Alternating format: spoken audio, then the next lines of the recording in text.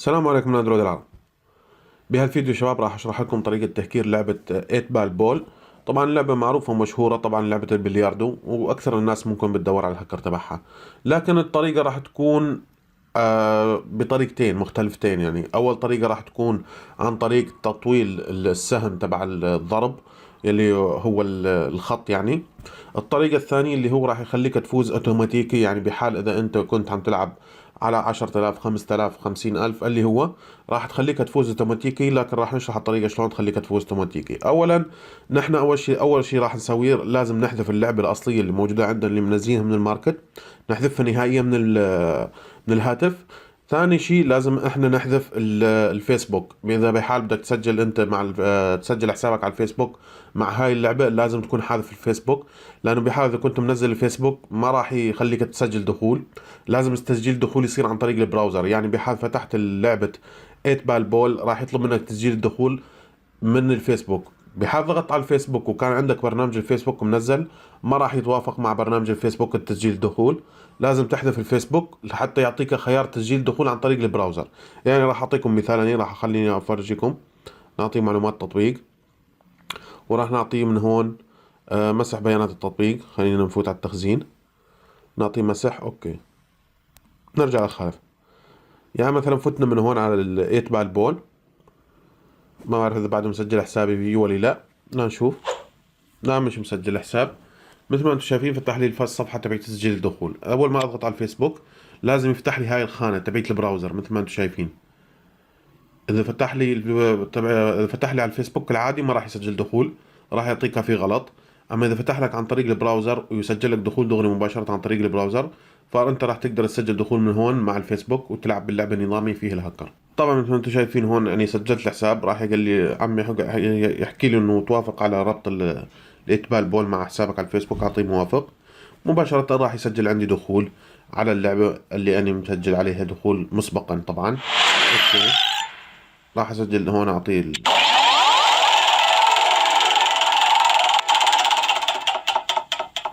نقص للصوت بس. اوكي حاليا مسكر هاي.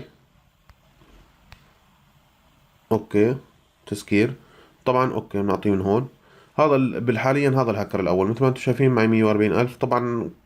مباشرة عن طريق الهكر هذول فيك تفوز فيهم وتجيب فلوس قد ما بدك يعني. لكن ممكن يطلع لك اشخاص مهكرين اللعبة نفس الطريقة اللي انت مهكر فيه اللعبة، فيفوزوا عليك يعني ويهكروك لك. طيب راح فرجيكم هذا الهكر الاول. اول ما نفوت على اللعبة راح نختار لعبة نلعب بيها. راح نلعب على المية.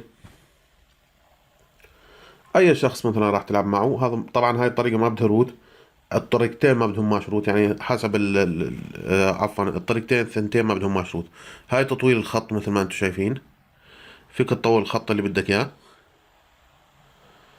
هاي بالنسبة لتطويل الخط اللي راح يكون عندك الخط طويل باللعبة، راح تلعب باللعبة وظل عندك الخطوط طويلة.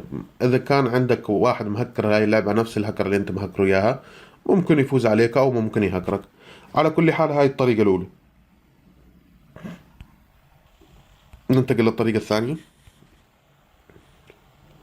نعطي إغلاق كل شيء من هون. أوكي. الطريقة الثانية نحن راح نيجي راح يكون عندنا لعبتين، يعني الخيارين تبعات الايت بال بول راح يكون عندنا بدالهم اثنين مو واحدة، يعني مو لعبة واحدة. راح فرجيكم شلون لحتى تتضح الفكرة بس. أول ما نفوت راح أفوت على الداونلود أني. طبعا هاي اللعبة اللي مكتوبة هون without root. هاي عفوا هاي اللعبة مش هاي اللي without root، هاي اللي without root. فرجيكم إياها. لا موافق إلغاء إعادة تسمية. هاي وذ اوت روت مثل ما انتم شايفين هاي لتطويل الخط. هاي بتثبتها فقط وحيدة، يعني بتثبتها مع بدل اللعبة الأساسية اللي موجودة عندك. ما بصير تثبت الأساسية وهاي اللعبة، لازم ثنتين. لازم تحذف الأساسية وتثبت هاي اللعبة بدالها، لأنه هاي اللعبة معدلة راح تقدر تفوت انت وتطول الخط اللي عندك بدون أي مشاكل. نعطيه من هون إلغاء. طيب الطريقة الثانية راح نيجي على هذا البرنامج الثاني أو اللعبة الثانية مثل ما انتم شايفين. هون راح أعطيه جديد أو الكل استبدال، يعني ما أعطاني إياه. لازم نحذف هاي بالأول اللي احنا مسجلين مثبتينها.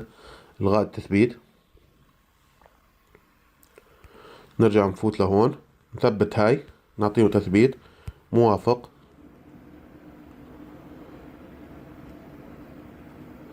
طبعا هاي اللعبة ال8 بال بول تثبيت. بعدين بنعطيه تم، نرجع بنثبت هذا المود. هذا موجود عندي على كل حال مثبت يعني. خلينا نفرجيكم اياه، هذا هو مثبت عندي. نسحبه لهون او لهون، ونسحب اللعبة كمان لهون. هاي اللعبتين لازم يلعبوا مع بعض. اول شي راح نسجل دخول على هذا البرنامج. طبعا انا مسجل دخول فيه، راح يعطيك نفس طريقة الفيسبوك عن طريق البراوزر. نطلع منه، بس مجرد انه يسجل لك دخول، لا تفوت على، ما راح يفتح لك لعبة. بس مجرد سجلت الدخول تطلع من هذا البرنامج، ترجع بتفوت على هاي اللعبة اللي نزلناها جديدة. لازم تسجل هون بالبرنامج كمان، ترجع او باللعبة عفوا، تعطيه هون تسجيل الدخول، تحط ايميلك. لحظة، راح تعطيه هون سبق ان صرحت اوكي موافق، وراح يسجل لنا الدخول مباشرة. نعطيه هون اوكي، نعطيه اوكي، سجل لي دخول مثل ما انتم شايفين باللعبة الثانية. طريقة هاي اللعبة شلون راح تلعب معنا؟ اول شي نحن راح نطلع للخارج، لازم نفتح هذول الثنتين مع بعض. يعني نفتح هاي اول شي، نطلع منيها اللي عليها الكتابة الخضراء، لازم نفتحها ونطلع منها. وهاي اللعبة لازم نلعبها او نفتحها هاي اللعبة لحتى نلعب بالالعاب. يعني هاي اللعبة هي اللي راح تخلينا نقدر ننافس حدا. طيب، بحال اذا اني فتت على المنافسات، راح افوت افرجيكم شلون راح نقدر ننافس. اولا لازم تكون الضربة الك لحتى تقدر تهكر. يعني راح نفتح من هون،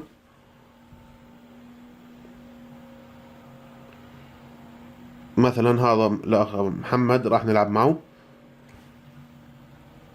الضربة مع محمد حاليا، اذا ما افوت طابة محمد واجت الضربة لعندي، راح اقدر اهكره. ممكن هو كمان يشتغل على الهكر اللي انا كمان قاعد اشتغل عليه نفسه، ويهكرني هو، على حسب يعني. حاليا هو ما فوت ولا طابة مثل ما انتم شايفين. بهالحالة هاي انا بس اخذت الاستيكة مثل ما انتم شايفين هون، راح افوت على هذا الهكر، راح يطلع لي هاي الاستيكة اللي انا اخذتها او الضربة اللي اخذتها. اضرب اي ضربة بدك اياها خلص، مش شرط تجيبها بالجورة يعني او تجيبها بالمحل تبعها. خلاص انتظر شوي، راح يطلع لك هون ويت بالكتابة بس بالاسود مثل ما انتم شايفين هون waiting for your، انه ما عم يقدر. بليز دونت ليف ذا ماتش، يعني لا تغادر الماتش، خليك انت. هو راح يطلع تلقائيا، راح يطلعوا اللعبة من من الماتش، وراح تفوز انت مباشرة. ننتظر شوي بس يطلع لك خيار يو وين، خلاص معناته انت فزت.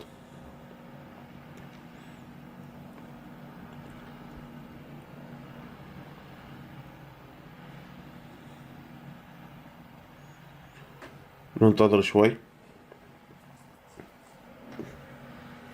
طبعا ما بصير من اول ضربة، من اول ما تكون انت مثلا الكسرة الك تبع الطابات، ما بصير تهكرها من اول الكسرة. لازم تضرب ضربة وتفوت تفوت طابة بالجورة، او تفوت طابة باي محل من الجور، وترجع بعدين تهكر. ما بصير من اول ضربة. يعني بحال كانت الكسرة معك، خليني افرجيكم شلون. بجوز تيجي الكسرة معي، خلينا نفترض اجت الكسرة معي. مثل ما انتم شايفين هون 140,022 معي قبل ما العب هاي المباراة. هاي الكسرة معي مثل ما انتم شايفين. لازم تفوت انت طابة لحتى تقدر تهكره.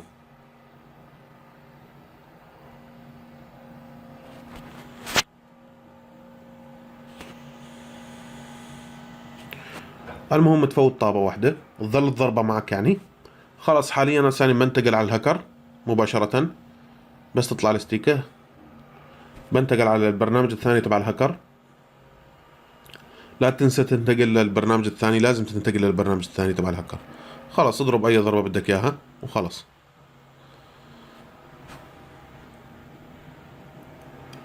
حاليا انا هكرت ورجعت. هسا راح يطلع لي هون الكتاب السوداء تبعت دونت ليف، بليز دونت ليف ذا ماتش. هو راح يطلع اوتوماتيكي، راح تطلعوا اللعبة من الماتش وانا راح افوز. يوين مثل ما انتم شايفين. راح نرجع على اللعبة الاساسية من هون. مثل ما انتم شايفين قديش صار معي 140,000 و222. كان معي 140,000 و22 صار معي 222. فهاي اللعبة راح تقدر تهكر الناس، بس مغلب الناس او يعني 50% من الناس اللي موجودة بهاي اللعبة او الهكر راح تلعب انت مع 50% من الناس مهكرين اللعبة كمان. يعني لازم تكون حذر انت، اذا كانت معك الضربة اول مرة لازم تفوت بالجورة طابة لحتى تقدر انت تهكره.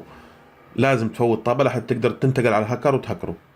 او اذا هو كانت معه الكسرة لازم ما يفوت ولا طابة لحتى انت تقدر تهكره. بعد ما يجي تضرب، بعد ما تكون معه الكسرة وتيجي انت يجي دورك، ما في داعي انت تفوت بالجورة طابة، خلاص دغري بتنتقل على الهكر بتهكره. فقط اذا كانت معك الضربة باول مرة لازم انت تفوت بالجورة واحدة وتستمر على الضربة الثانية، بالضربة الثانية تهكره. لكن اذا كانت مثلا معه الكسرة وكسر وما فوت طابة واجت الدور لك، فيك دغري مباشرة تفوت على الهكر وتهكره. فهاي بالنسبة للعبة الثانية او الهكر الثاني. الهكر الاول حكينا عنه بيطول لك الاسهم. الهكر الثاني هذا راح يفوزك اوتوماتيكي مباشرة من اول ضربة راح تستلمها انت، راح تقدر تفوز، ومن من ثاني ضربة اذا كانت الكسرة معك راح تقدر تفوز. فهاي الهكر للعبتين. اما حد يقول لي هكر لي الكاش وهكر لي الفلوس، ما في هكر للكاش ولا الفلوس. حتى شو ما تعمل يعني ما راح يكون في هكر للكاش ولا الفلوس، لانه اللعبة معدل عليها انه تتهكر بس تفوز انت اوتوماتيكا او تتهكر الاسهم. الكاش والفلوس انت لازم تكون عندك رصيد بالبنك او يكون عندك بطاقة ائتمان او كذا حتى تقدر تدفع، وهاي عليها مراقبة ممكن وشديدة الحماية. يعني ما مستحيل حدا يقدر انه يساويها الهكر تبعها. طيب لهون ان شاء الله بكون انتهينا من شرح هاي الهكر اللعبتين او هكر اللعبة عن طريقتين. والثنتين ما بحتاجوا لروت حتى تقدر تستخدمهم، يعني بدون روت الثنتين، وفيك تهكرها عن طريق هاي الهكر اللي شرحناه نحن. لهون ان شاء الله بكون انتهينا من الشرح. لا تنسون من اللايك والاشتراك بالقناة. دمتم في امان الله. ينصح الخبراء اليابانيين باتخاذ الإجراءات التالية: سبسكرايب، لايك، كومنت، فيفورت.